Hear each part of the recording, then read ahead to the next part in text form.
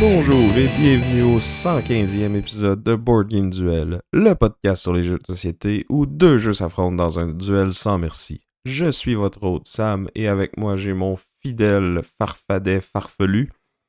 Vince, j'étais pas prêt à ça. Fidèle, farfadet, farfelu, quand même. Mais c'est thématique. Oui, parce qu'aujourd'hui notre duel, on y va en profondeur sur un auteur, Monsieur Friedman Fries, qui est un auteur assez coloré, assez unique, qui nous fait tout le temps des jeux un peu flyés, puis qui aime beaucoup la couleur vert puis la lettre F. Mais ça, on va en reparler plus tard, parce que moi, je vais vous parler du jeu Findor. Puis moi, je vais vous parler du jeu Ferabend. Qu'est-ce que ça mange en hiver, ça? Ça, c'est quand, en fait, ta journée est finie. C'est comme la fin de la journée de travail. Ferabend. On ferme. Ça va être pour plus tard dans l'émission. Avant tout ça, on va faire un retour sur notre duel de l'an passé. Puis l'an passé, on était dans les jeux co-op. On voulait sauver la planète ou s'en sauver. Ça dépend de quel jeu qu'on parlait. Moi, je vous avais parlé du jeu Daybreak de Matt Leacock, qui est l'auteur de Pandémie, qui reste dans son créneau là, avec un jeu coopératif, mais avec un système qui est pas sans rappeler là, les jeux de tableau building là, à la Terraforming Mars, Ark Nova et compagnie, là, où on va avoir un tableau de cartes avec tout plein de tags dessus. Puis là, dépendamment des tags qu'on réussit à mettre dans notre tableau, nos actions vont être plus ou moins fortes. Puis ce qui était vraiment bien dans ce jeu-là, je trouvais, c'était la thématique. Là. On incarnait comme les gouvernements des différentes régions du monde, puis on essayait de travailler tous ensemble pour freiner les changements climatiques, puis devenir carboneutre. C'est comme ça qu'on peut gagner le jeu. Puis, tu sais, toutes les cartes avec tous ces tags-là, dans le fond, c'est comme tous des vrais projets ou des idées de projets qui ont été lancés là, pour combattre les changements climatiques. Puis, comme avec le jeu, il vient comme sur les cartes, il y a des petits codes QR que tu peux scanner pour aller en apprendre un peu plus sur ces projets-là. Puis quand tu joues sur BGA, comme nous on l'avait fait, ben il y a carrément le lien que tu peux cliquer. Puis quand tu mets ta souris au-dessus de la carte, là, tu peux voir la petite description puis le lien vers plus d'informations.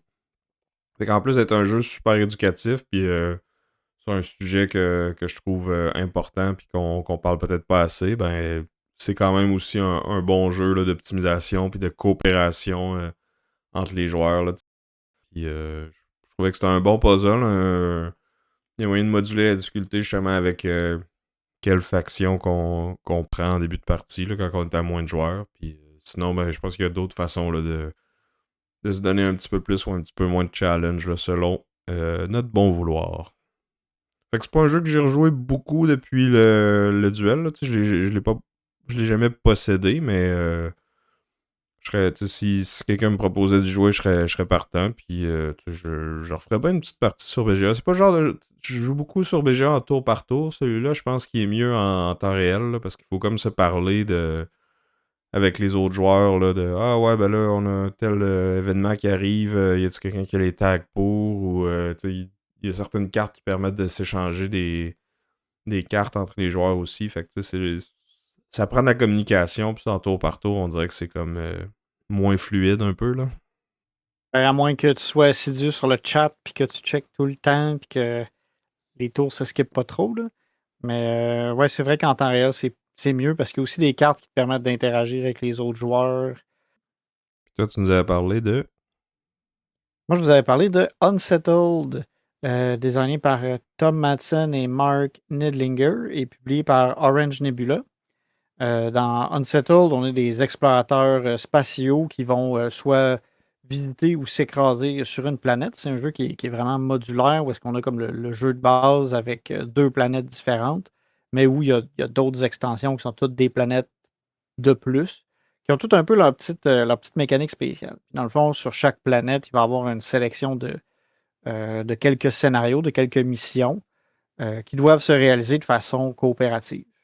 Fait que c'est un jeu de placement de dés où est-ce que lorsqu'on va faire des actions, il va nous coûter, dans le fond, une valeur sur notre dé qui va diminuer.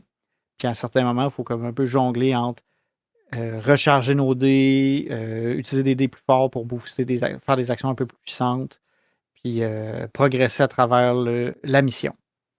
C'est un jeu aussi d'exploration. Fait que, tu sais, au début, on a comme une idée de qu'est-ce qu'il faut faire, mais progressivement, on va révéler la planète, puis on va aussi révéler des aspects de la mission pour pouvoir l'accomplir.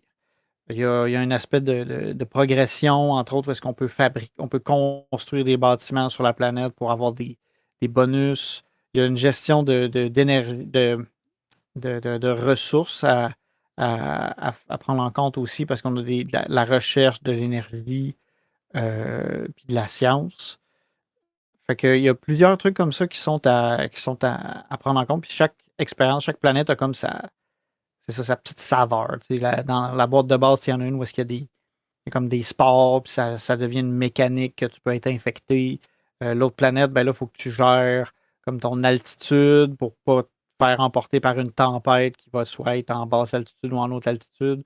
Ça affecte les actions que tu peux faire. En tout cas, tu sais, il y a des trucs assez variés, déjà juste dans la boîte de base. Il y a comme, je pense, 6 scénarios. Puis à ça, ben, tu peux ajouter des planètes de plus qui vont en différents niveaux de difficulté.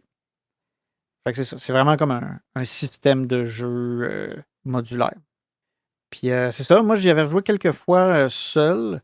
J'ai bien aimé, mais on dirait que j'ai comme peur de m'engager dans ce jeu-là. Fait qu'à un moment donné, je voulais potentiellement le vendre, mais tu sais, j'ai pas réussi à le vendre, mais parce que j'avais un prix en tête, puis je le vendrais pas en bas de ce prix-là. Mais tu sais, ça me dérange pas de le garder encore. Puis tu sais, je vais probablement m'amener le ressortir justement parce que c'était intéressant, mais des fois avec ce genre de jeu-là, tu sais, je me sens un peu comme obligé de m'engager puis d'acheter des extensions. Là. Je suis pas.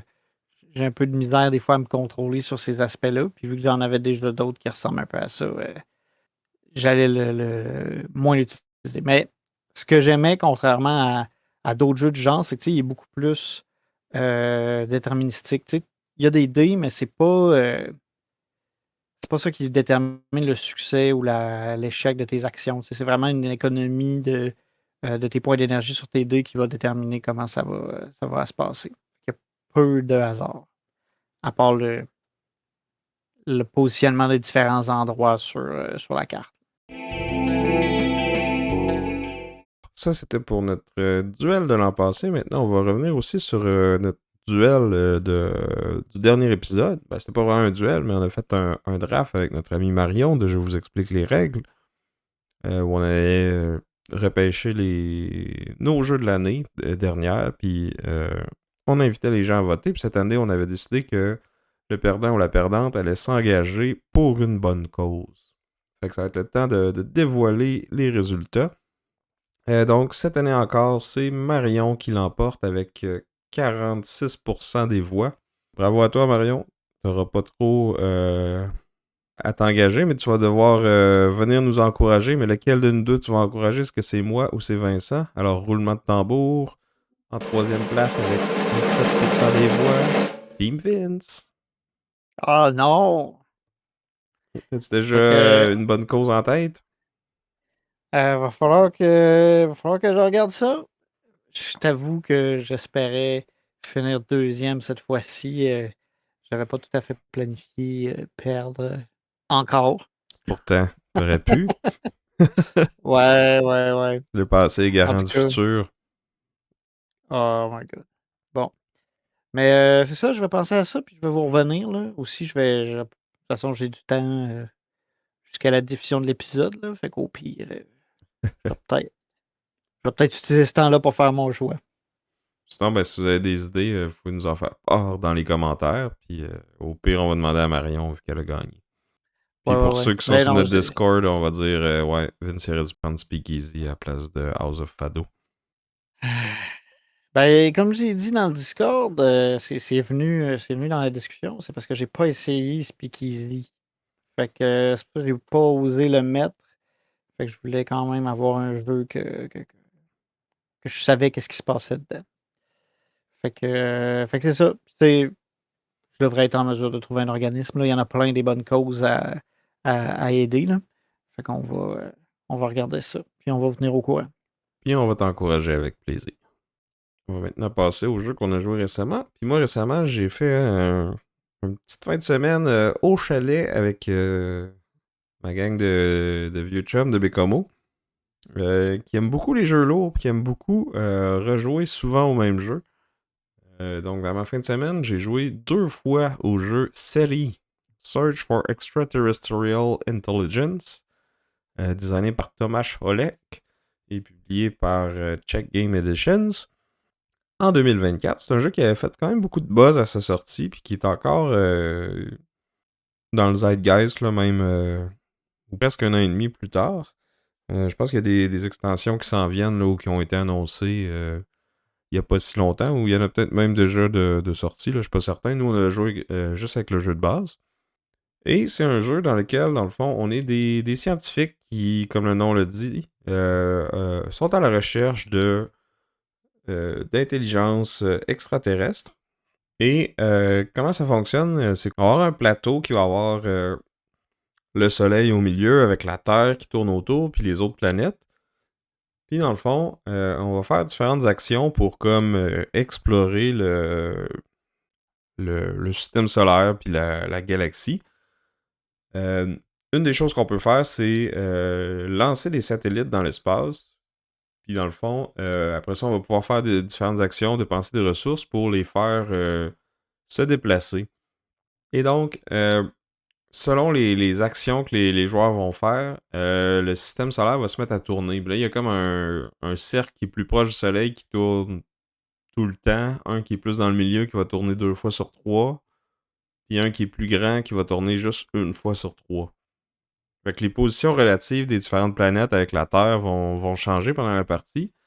Puis ça vient des actions des autres joueurs. C'est pas comme à chaque fin de ronde. Ben, en fait, la première fois qu'un joueur passe, ça va tourner, mais il y a d'autres actions qu'on fait qui vont les faire tourner aussi. Fait que c'est comme un peu difficile de planifier sur le long terme qu'est-ce qu'on veut faire. Mais en même temps, le jeu comme veut qu'on le fasse parce que tu sais, si tu veux faire beaucoup de points, faut que tu prévois beaucoup de coups d'avance, faut que tu envoies ta sonde, faut qu'elle se rende sur la planète. Puis un coup qu'elle est sur la planète, tu peux rester en orbite autour, tu peux atterrir dessus, puis là, ça va te donner différents nombres de points, différents bonus. Il y a une des autres actions que tu peux faire, c'est d'aller, dans le fond, comme scanner un secteur dans l'espace, là, dans le fond, l'espèce d'arc de cercle dans lequel la Terre se trouve en ce moment. Tu vas aller scanner ça, fait que là, ça va te donner des petites ressources que tu vas pouvoir mettre sur ton tableau personnel. Puis là, un coup que tu as rempli ton tableau personnel, ça te donne comme des traces des extraterrestres quand tu atterris sur les planètes aussi. Fait que tu sais, tout tourne sur aller chercher ces traces-là, puis comme tu sais, ça prend 3, 4, 5 actions pour être capable d'y aller parce que faut que tu gagnes la majorité. Il y a comme un. Chaque secteur que tu explores, dans le fond, toi tu le commences, mais les autres joueurs peuvent venir continuer de l'explorer. Puis là, quand il est complètement exploré, le joueur qui a mis le plus de jetons dessus a un bonus meilleur que les autres. Mais comme tout le monde qui a participé a un petit bonus aussi. Fait que c'est ça, t'essaies d'aller chercher les traces, mais ça prend comme beaucoup de planification, mais en même temps, le plateau est comme tout le temps en train de bouger à cause des actions des autres. Puis je trouvais que c'était comme difficile à prévoir tout ça. Surtout une première partie, tu sais, je savais pas trop combien de fois il allait bouger, tu sais, c'est quoi le flow du jeu, dans le fond. C'est ça qu'à ma deuxième, déjà, c'était un peu mieux, mais comme j'avais quand même un peu de frustration de genre, ah ben, tu sais, j'ai un plan en tête, mais finalement, parce que les joueurs ont décidé qu'ils faisaient telle action, que j'avais pas vraiment de façon de prévoir comment qu'ils allaient pouvoir faire ça. Parce que dans le fond, tu sais, t'as comme un certain nombre de cartes restreintes dans les mains. Puis t'en repiges une à chaque tour, puis il y a d'autres. Il y a des revenus qui te permettent d'aller en piger de plus si t'es capable d'aller les débarrer. Puis ces cartes-là, c'est comme son multi-usage. Là. Soit que tu joué pour son action, puis là, elle va te permettre de faire de quoi tout de suite. Puis peut-être qu'elle va te donner un bonus plus tard si tu remplis une certaine condition. Il y en a qui vont te donner des points en fin de partie. Mais tu peux aussi comme les défausser quand tu fais l'action d'exploration pour aller mettre un jeton sur un secteur qui correspond à l'icône qui est dans le coin en haut à gauche.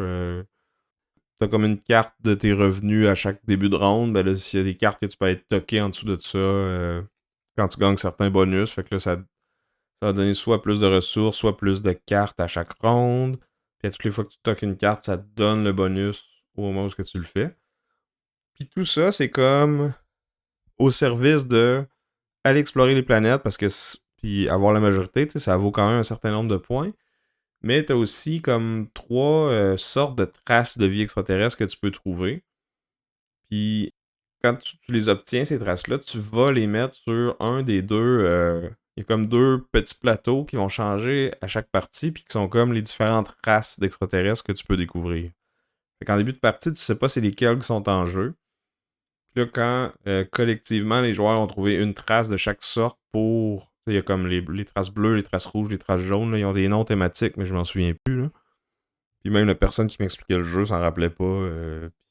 Puis il les a juste appelés par les couleurs. Mais en gros, quand tu as trouvé une bleue, une rouge, puis une jaune avec l'extraterrestre, il se révèle, puis là, il va y avoir un deck de cartes qui est associé à cette race-là. Il va y avoir des petites mécaniques de plus qui vont s'appliquer juste dans cette partie-là, puis juste pour cet extraterrestre-là. Il y en a qui vont te demander d'aller chercher des fossiles sur les planètes, puis de les ramener à certains endroits. Il y en a que tu vas comme caler ta shot dans le futur. Fait que quand tu joues des cartes, tu mets des jetons plus loin sur la piste de points. Puis là, quand tu atteins ce nombre de points-là, ça te donne un bonus. Il y a plein d'affaires un peu bizarres, puis comme différentes façons d'interagir avec, puis différentes façons de faire des points. Puis ça va changer d'une partie à l'autre. Il y en a 2 qui sont en jeu. C'est pas à toutes les parties que les 2 vont être révélés, là, mais comme pas mal toutes, il va en avoir au moins une. J'ai l'impression, là, j'ai juste joué 2 parties, là, mais. Puis, je pense qu'il y a comme 8 ou 10 de ces races-là dans le jeu. Puis là, avec les extensions, je sais qu'ils en ont déjà planifié des nouvelles. Là. Fait que ça va faire varier ta partie un peu. Mais en même temps, tu sais, oui, le gros de tes points vient de là, mais il y a quand même une bonne partie des points qui vient de comme comment t'explores, comment tu vas être capable d'aller chercher l'information sur les planètes, là, comme d'aller explorer, d'envoyer des satellites puis de les faire atterrir sur les planètes ou sur les lunes, ça peut valoir quand même beaucoup de points, mais tu sais, ça demande beaucoup de planification. Il y a une des actions que tu peux faire, dans le fond, c'est d'acheter des technologies. Puis là, qui vont venir booster tes actions d'exploration ou la façon que tu t'envoies les probes ou où est-ce que tes probes vont aller ou le coût en ressources pour aller atterrir un coup que tu es rendu sur la planète, tout ça. Puis comme le premier joueur qui prend une certaine technologie va avoir un petit bonus de points à chaque fois. Puis à chaque fois que tu prends une technologie, tu as aussi comme un bonus de points qui est. Ben, de ressources qui est comme aléatoire, mais que tu sais ça va être quoi. Il y a comme un marché, puis tu sais, son face cachée, puis dans le fond, au dos de la tuile de la technologie, ça dit c'est quoi le bonus que tu vas avoir en allant la chercher, cette technologie-là. Fait que tu peux prendre une technologie parce que c'est la technologie que tu as besoin dans ton plan de match, ou tu peux en prendre une qui peut-être fit moins, mais qui te donne les bonus que tu as besoin pour faire l'action que tu veux vraiment, ce tour-là. Tu vois le genre, là? Puis tu sais, à chaque game aussi, il va y avoir comme 4 objectifs de fin de partie. Puis il y a comme un petit aspect de course que quand tu arrives à un certain nombre de points, tu calls ta shot, genre lequel que moi je vais scorer. Puis si je suis le premier à déclarer que je vais le scorer, je vais faire peut-être plus de points que toi. Tu sais, mettons, ça peut être un certain nombre de points par paire de technologies que tu as recherché ou tu sais, comme trio de ressources de income que tu as. Ou, c'est toutes des affaires que tu vois en début de partie. Mais si t'es le premier comme à réussir à déclarer que tu vas faire cet objectif-là, moi ça va peut-être me valoir 8 points par patente, puis toi ça va en valoir 6, puis le troisième qui arrive, ça va être 3, genre. Fait que c'est ça, j'ai trouvé que c'était un puzzle intéressant, mais je trouvais que il y avait pas beaucoup d'interaction, puis l'interaction était un peu accidentelle. Là. Parce que dans le fond, c'est tu fais tes actions, tu fais tourner le plateau, fait que ça fait que moi je peux plus faire l'action que je voulais, mais c'est pas pour ça que t'as fait tourner le plateau, je pense. C'est juste ça a donné de même. Là. Ok, ouais, c'était un peu ça mon questionnement. Tu sais, tu peux-tu observer un peu le jeu de l'autre puis dire justement, ah ben je vais le bloquer en faisant tourner le plateau pour lui nuire? Est-ce que ça vaut la peine ou c'est, comme tu dis, c'est un peu plus, c'est fortuit comme interaction? Ben, moi, je trouvais que c'était fortuit. Peut-être que je jouais juste pas bien puis je regardais pas assez ce que les autres faisaient, remarque. Parce que, tu sais, mettons, si t'as joué une carte qui te dit ah ben tu vas avoir un bonus si tu vas atterrir sur la planète Neptune, puis que je vois que t'as un satellite qui commence à s'approcher de Neptune, ben peut-être que je pourrais faire tourner le plateau pour que ça soit plus compliqué pour toi de se rendre. Mais au final, ça va juste te coûter un petit peu plus de ressources pour y aller. Tu sais, tu peux pas comme complètement bloquer. Et fait que tu peux être un petit peu désagréable, mais pas complètement scraper les autres. Ouais. Puis comme je te dis, moi j'avais l'impression que moi je faisais ma petite affaire puis c'était ça, puis mais je sais pas comment les autres jouaient. Peut-être qu'ils regardaient ça un petit peu plus là, mais c'est pas l'impression que j'avais là.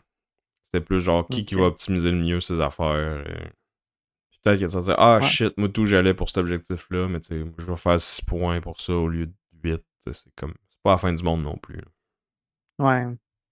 Je t'avoue que moi, j'avais été intrigué pendant un temps par City, puis c'est les photos du board qui me décourageaient un petit peu. Fait que tu sais, tu trouves-tu que c'est un peu too much ou finalement ça s'avance quand même bien ensemble? Ça agence quand même bien ensemble là, tu sais. T'as pas une tonne d'actions que tu peux faire, là. Puis la façon que les cartes sont designées, c'est facile de voir c'est quoi les possibilités avec, là. Fait que, tu sais, niveau complexité des règles puis stratégie, c'est peut-être un 3.5C. Fait que, tu sais, OK, fait que peut-être un petit peu plus fiddly que la stratégie qu'il demande. ouais, ben, j'imagine que si tu regardes vraiment ce que les autres font, puis t'essayes de prévoir comment le plateau va tourner, ça peut peut-être. Peut-être que là, le niveau stratégie va dépasser le niveau des règles. Mais tu sais, c'est pas un jeu léger. C'est moyen lourd.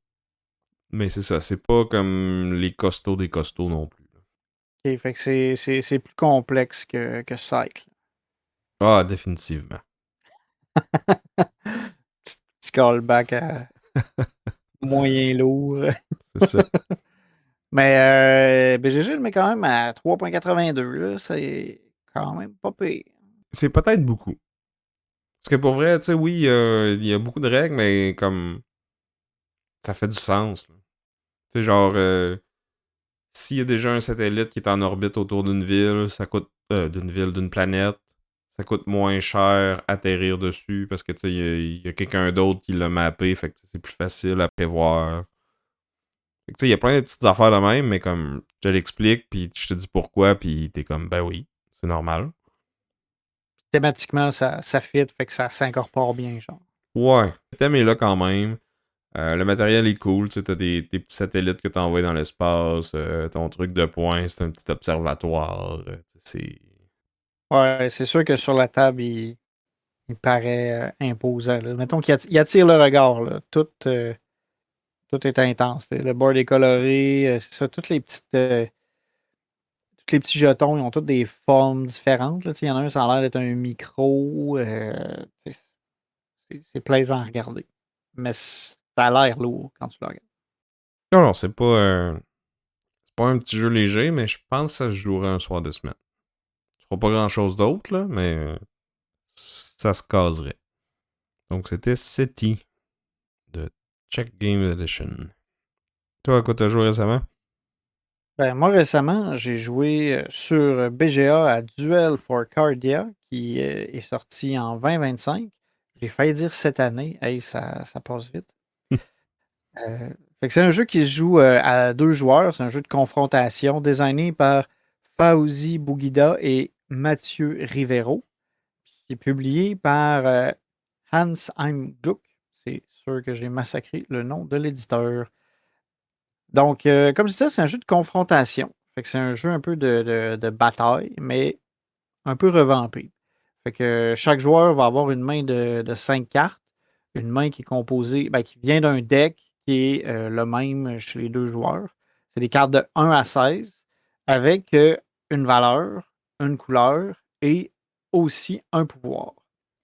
Puis dans le fond, à chaque tour, chacun des deux joueurs va choisir une carte de sa main, la déposer face cachée, puis ensemble, on la révèle.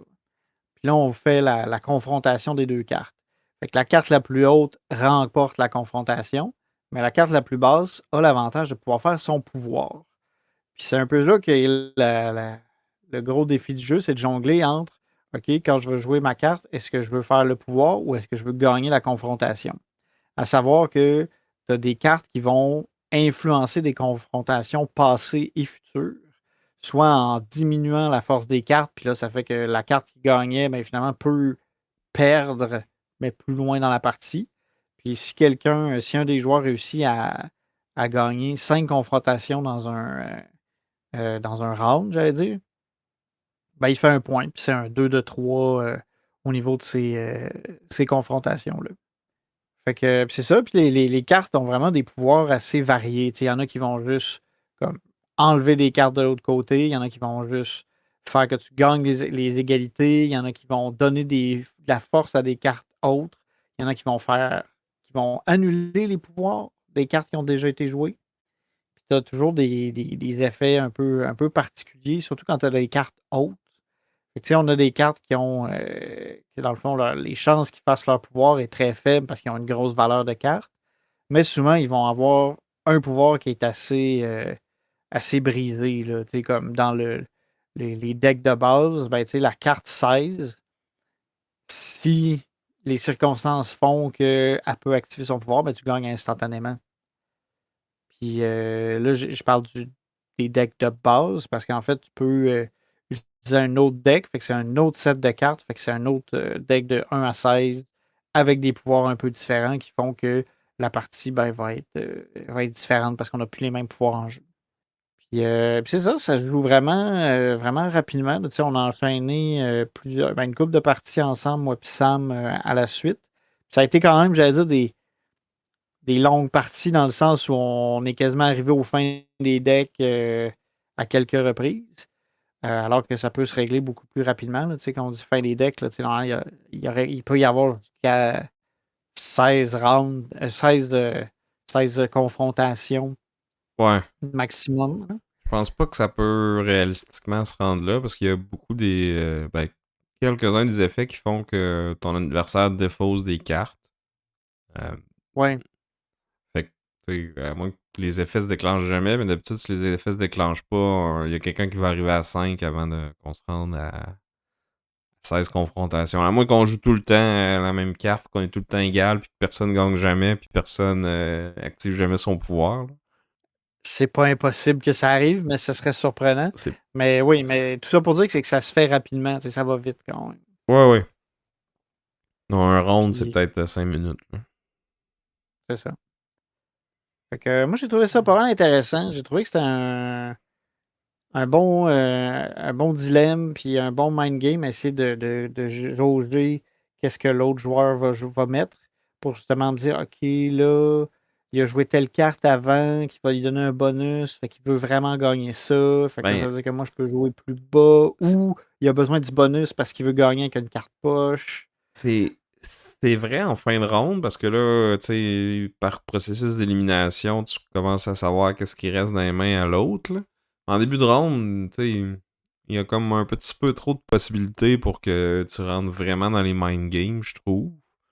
Mais il y a quand même des trucs que tu peux déduire un petit peu. Là. Tu sais, la deuxième partie déjà, là, à un moment donné, tu t'étais donné. Tu avais commencé avec une carte forte. Là, je me disais, ah ben là, tu vas jouer une carte faible parce que tu voulais une première victoire pour après ça jouer ton pouvoir. Ben, Tu sais, peut-être, ou peut-être que j'avais juste pigé des cartes fortes aussi. Tu sais, t'as quoi, 4-5 cartes dans les mains sur tes 16, là, ça se peut là, que t'aies pigé juste des hautes en début. Tu sais. Je sais pas. Moi, oui, je. c'est pas impossible, mais moi, je me suis amusé à essayer de deviner qu'est-ce que tu aurais peut-être eu le coup de jouer si tu avais le choix. Tu sais. Ouais, mais c'est ça, c'est que tu l'as peut-être pas tout le temps le choix. C'est plus ça mon point. Ça, Ouais. puis je trouve aussi que j'aurais aimé ça que les cartes aient un petit peu plus de synergie puis de combo entre eux autres. Là. Il y a des effets qui sont cool, puis il y en a qu'il faut qui sont bien enchaînées une après l'autre. Mais on dirait que je m'attendais à ce qu'il y en ait un petit peu plus que ça. C'est sûr qu'il y a, il y a un deuxième deck de disponible, comme tu as dit. On peut aussi mix and match, là, prendre le 1 du premier deck, le 2 de l'autre, puis sur BGA, il y en a juste deux, mais je sais pas si en vrai, il y en a peut-être pas plus. Euh, mais c'est ça, moi, le fait il manque un petit peu de combo, puis que, tu sais, des fois, t'es comme un peu pogné avec les cartes que t'as, puis tu le sais que l'autre, que t'as besoin de mettre une grosse carte pour aller chercher une victoire, puis t'en as juste pas, là, ou tu fais juste tout le temps mettre ta plus haute, puis croiser les doigts, là. Que soit tu vas être capable de gagner avec ou que son pouvoir va te sauver la peau. Là. Fait que je l'ai bien aimé aussi, mais pour moi, il est pas. C'est pas élevé au même rang que les tag teams ou les toy battles là, que j'ai le goût de rejouer encore et encore puis que je me tente pas. Là. Celui-là, j'ai joué une couple de fois avec toi, j'ai une couple d'autres parties en tour par tour, puis on dirait que là, je commence à avoir fait le tour du jeu déjà. Là. C'est sûr que, comme on dit aussi, il n'y a pas énormément de cartes. Fait que, tu sais, t'as deux decks de 16. Tu sais, oui, OK, tu peux mix and match, mais tu revois passer toutes les cartes tout le temps aussi. Mais ça, c'est une Ça, qualité puis ça, un défaut parce que je trouve que ton aspect justement des mind games puis d'essayer de deviner ce que l'autre veut faire, tu sais, pour vraiment le savoir, faut que tu connaisses les cartes. Là. ouais. Non, définitivement. Mais c'est ça. Mais en même temps aussi, c'est que rapidement, vu que tu as vu tous les pouvoirs, tu sais, oui, ça te permet de faire un peu plus de mind game, mais tu sais, tu connais les effets peut-être, puis il y a moins de nouveaux. Mais moi, je l'ai bien aimé. Moi, j'ai pas encore. Je rejouerai encore, moi. J'ai pas atteint comme. Moi, je me suis pas encore écœuré, puis j'ai trouvé ça cool. Puis c'est ça, comme petit jeu rapide, là, tu sais, c'est sérieux, ça va vite. Ouais, c'est juste que tu sais, il y en a tellement justement des petits jeux duels à deux qui se jouent vite que tu sais, la compétition est forte. Là. Ouais. Mais je suis d'accord avec toi, il vaut la peine de l'essayer au moins. Moi, j'ai envie de dire, c'est ça. Niveau règles, c'est comme 1.5. Je dirais que ça serait B, Ouais. parce que t'es un peu sujet à la luck, à la chance de la pioche. Le luck of the draw. Mhm. La chance de tirage. Ouais, bien joué. Donc, c'était Duel for Cardia, ou Cardia, seulement en français. Ben, parlant de cartes, moi récemment, on a reçu de la part de nos amis chez Asmodée le jeu Le Seigneur des Anneaux, les deux tours, le jeu de pli coopératif. Donc, un nom aussi long que les versions longues des films. Encore une fois, designé par Brian Bourmuller et publié par Office Dog, distribué ici par Asmodée. C'est la suite de la communauté de l'anneau, le jeu de pli coopératif. Donc, on reprend l'histoire au début du deuxième livre. On a encore une fois un jeu à scénario, très certainement inspiré de The Crew. En début de partie, on va recevoir nos cartes. Chaque joueur va aller se chercher un personnage. Ça va lui donner comme ses objectifs pour cette manche-là. Puis on doit faire nos plis et s'arranger pour que tout le monde réussisse son objectif pour pouvoir passer au chapitre suivant. Puis ils ont encore réussi le tour de force de nous faire un jeu de plis thématique que les objectifs des personnages fit avec qu'est-ce qu'ils ont fait dans les livres. On a aussi réussi à se renouveler, à amener des nouvelles mécaniques. Dans le premier, on avait le One Ring qui était comme la carte d'atout, mais dans celui-là, c'est les deux tours qui sont les atouts. Puis on a la petite twist que si les deux sont joués dans la même levée, ils vont comme s'annuler.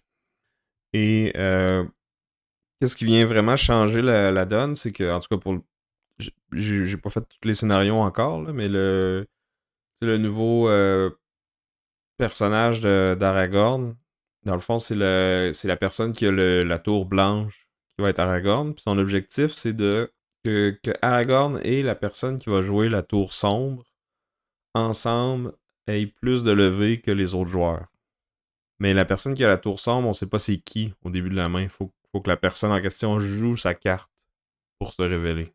Aragorn, tout le monde sait c'est qui, parce que si on passe les cartes, je dis c'est moi Aragorn, puis c'est un peu comme dans le premier, c'était comme c'est moi Frodon, c'est moi qui ai le 1 d'anneau, ben là c'est comme c'est moi qui ai la tour blanche, c'est moi Aragorn. Mais moi et les autres joueurs savent pas qui a la tour noire, sauf la personne qui l'a, évidemment. Mais faut s'arranger pour sortir cette carte-là rapidement, mais en même temps respecter les conditions des autres. Puis on a comme un espèce d'aspect de partner caché, là, qui existait dans d'autres jeux de levée ou jeux des shedding games, là, des jeux où il faut que tu te débarrasses de ta main. Des fois, il y a comme certaines variantes que quand tu fais un pari, ben, il y a quelqu'un d'autre qui peut parier avec toi, mais tu sauras pas nécessairement c'est qui avant le début de la partie, ou c'est quelqu'un qui a reçu une carte en particulier qui est comme ton partner caché. Puis je lisais le designer diary du jeu, puis le designer disait que c'était de ça qui s'était inspiré pour créer cet objectif-là avec Aragorn. Puis je trouve que ça amène une dynamique qui est quand même intéressante. Comme il y a un but qui est connu de tous, mais pas totalement, là, vu qu'il y a quelqu'un qui a une carte qui a plus d'infos que les autres. Fait qu'il faut trouver une façon de passer cette information-là. Là. C'est ça, essayer de communiquer, mais sans parler, tu sais, en laissant des signes avec des cartes, là. Truc que j'ai encore de la misère à faire. Ouais, pis tu peux le faire en échangeant tes cartes au début aussi. Il y a encore beaucoup des personnages que leur pouvoir, c'est d'échanger une carte avec un autre rôle en particulier. Donc, il y a moyen de jouer avec ça. Puis, ils ont aussi rajouté des cartes d'orques que tu peux pas... si tu ouvres une main avec ces cartes-là, tu perds. Fait qu'il faut que tu essaies de t'en débarrasser quand t'es off-suit. Là. Mais tu peux pas, évidemment, quand tu peux suivre la couleur qui est demandée, tu es obligé de le faire. Fait que il faut que tu t'arranges de trouver une façon de t'en débarrasser quand c'est pas toi qui a pris la main. Là.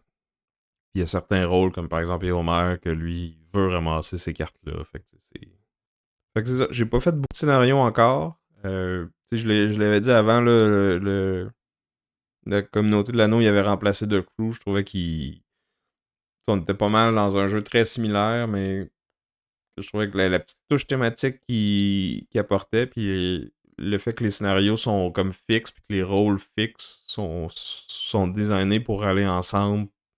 Le scénario il est fait pour que ces rôles-là fit bien ensemble. Je trouve que c'est un bel ajout, parce que des fois dans The Crew, t'as des... Même si c'est le même niveau de difficulté, ça peut être vraiment plus ou moins facile selon les, les objectifs que tu as pigés au hasard, là, puis la façon que les cartes sont distribuées. Là, je trouve que celui-là, les jeux de Seigneur des Anneaux comme font diminuer un peu cette variance-là, puis le fait que c'est des scénarios fixes, ça permet d'avoir des affaires un peu plus funky, un peu plus flyées, qui permettent de changer l'expérience à chaque fois, puis comme d'avoir des trucs plus variés là, dans le scénario design, si on veut. C'est sûr que ça fait que peut-être il y a un peu moins de variété d'une fois à l'autre. Là. Si tu refais la même campagne, tu vas revenir un peu à la même affaire. Puis il y a des rôles qui reviennent d'une fois à l'autre. Là. Je sais qu'il y en a qui avaient cette critique-là, mais moi je trouvais pas que c'était si pire que ça. Puis là, le fait qu'ils nous rajoutent une deuxième boîte là, pour tu sais, qui est pas trop dispendieuse. Dans mon livre à moi, c'est un autre coup de circuit. Là. Ils ont encore réussi à apporter de quoi de nouveau, de frais, puis qui est toujours aussi bon. Là. OK. Puis à date, ton feeling, ça vaut-tu la peine d'avoir les deux? Juste un? Si oui, lequel? Ben, je veux dire, là, ça fait un an qui est un petit peu plus qu'un an que le premier est sorti. Tu l'as pas fini encore, ben, qu'est-ce que tu fais? Vas-y. Finis-le. Puis après ça, tu peux aller te chercher celui-là. Si t'en as aucun des deux, moi, je veux dire, thématiquement, ça fait plus de sens de commencer que le premier. C'est dur à dire vu que là, j'ai pas fait la boîte au complet, fait que je peux pas parler de la variété puis de toute l'expérience au complet, là, mais j'ai fait le premier dans sa totalité, puis j'ai vraiment aimé ça, puis en tout cas, à date, c'est bien parti pour le deuxième aussi, là, fait que je te dirais, si tu regardes d'avoir un rabais, si t'achètes les deux, ça vaut la peine. Mais sinon, peut-être commencer avec le premier, puis voir si t'aimes ça, puis continuer ensuite, là. J'imagine que le troisième va suivre d'ici un an, là. Puis après ça, ils vont faire la trilogie du Hobbit. Puis ça va être un flop monumental parce que c'est un livre. Pourquoi faire une trilogie avec? OK. Euh, Mais la C'était même mon compagnie a petit. déjà fait un roll and ride du Hobbit. On a parlé il y a pas si longtemps, d'ailleurs. Oui, oui, oui, c'est vrai. Ben oui, c'est vrai. Darren Back Again. Tu Bon, fait vois, qu'ils ont. Ils n'auront pas besoin d'en faire un avec le Hobbit. non. Tu vois, ils ont, plutôt que faire une vingtaine de scénarios comme ceux des Seigneurs des Anneaux, ben, ils ont fait 8 chapitres. Ils ont compris que l'histoire était plus condensée et plus courte avec les Hobbits. Ils ont pas trop étiré la sauce, eux. Bien joué. Encore. Bon voilà pour les jeux qu'on a joués récemment. On va maintenant passer à notre événement principal, notre duel. Donc, on le rappelle, notre thème, c'est des jeux de Friedman Freeze. Un auteur assez prolifique, puis assez unique. C'est quelqu'un qui trippe. Son prénom et son nom de famille commence par être F, puis il vient d'une ville qui s'appelle Findorf, qui a 3 F dedans. Euh, il le rappelle dans le livret de règles du jeu. Donc, c'est un auteur qui trippe beaucoup sur les allitérations puis sur cette lettre-là. Je pense que tous ces jeux, le titre en allemand, ça commence par être F. C'est toutes des boîtes vertes. L'auteur, il se teint les cheveux en vert aussi. Donc, c'est quelqu'un d'assez flyé. Commence par F, c'est bon. Oh, Sam. C'était bien vu. Puis, je trouve que ces jeux, ils ont. On, on a souvent le débat, là, est-ce que les jeux de société, c'est un art ou c'est plus comme mathématique puis mécanique. Puis lui, je trouve qu'il est très artiste. Il va aller vraiment à fond dans la démarche créative pour faire ses jeux. Puis il nous sort tout le temps des jeux qui sont comme qui ressemblent à rien que tu as déjà joué, mais qui en même temps sont quand même familiers, puis comme familiers dans le sens que oui, tu retrouves des affaires que tu vois ailleurs, mais tout le temps avec sa twist à lui. Puis tu sais, autant ça peut être genre des petits jeux de levée comme Fishing, autant ça peut être comme des gros euros très drabes et mathématiques comme Megawatt, là. Grid. Ouais. Ou Power Grid ou Floken quelque chose en allemand, là, je me rappelle plus du titre original. Fait que je trouve qu'il y a beaucoup de range, mais c'est ça, il y a des affaires un peu flyées aussi. Là. Il y en a un qui avait sorti aussi il y a une couple d'années qui s'appelait 504, où ce que c'est comme juste un paquet de modules, puis dans le fond, t'en prends 3 là-dedans, tu prends 3 des modules, puis tu fais un jeu avec ça. Il y a comme des très très très petites règles de base qui s'appliquent tout le temps. Puis comme des modules qui viennent complètement changer comment que la game se passe, puis comment tu interagis avec les composantes. Puis c'est ça, t'as 504 combinaisons différentes dans la boîte. Puis apparemment qu'elles sont pas toutes bonnes, mais comme juste le fait de d'avoir fait ça, puis comme que ça marche, entre guillemets, c'est comme... C'est quand même un certain exploit. C'est ça, je lève mon chapeau avec mes cheveux verts en dessous, là. Wow. Puis sûrement qu'il y en a qui sont bonnes là-dedans. Mais c'est ça. C'est juste le fait que comme il ait pensé à ça puis qu'il ait réussi à le faire. Ça nous donne une idée du personnage. Puis je trouve ça cool, un auteur qui se permet comme de faire des affaires funky comme ça. Là. C'est quand même particulier. Là. Ça a l'air d'être quelqu'un avec qui ça doit être assez intéressant de jaser, mettons. Ouais, je suis pas sûr que ça serait le fun de prendre une bière avec lui dans une convention de jeux de société. Là. Genre pendant la Saint-Patrick, là, avec une bière verte, là, histoire de pousser ça le plus loin possible. Fait que ça, c'était pour présenter l'auteur, comme pour essayer de mettre en contexte notre duel. Puis c'est quoi son jeu que tu as choisi de nous présenter aujourd'hui, Vincent?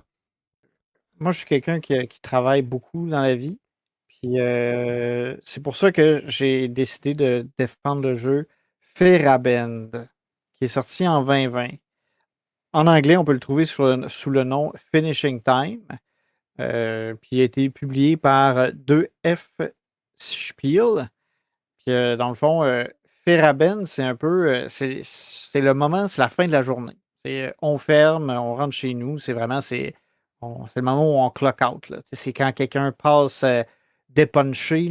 C'est la fin de la journée. Go. Après ça, on va relaxer. C'est Puis en fait, typiquement allemand que tu prennes genre un paragraphe à nous expliquer un mot. vraiment, oui, c'est vrai. Parce que c'est vrai, c'est juste un mot Feraben.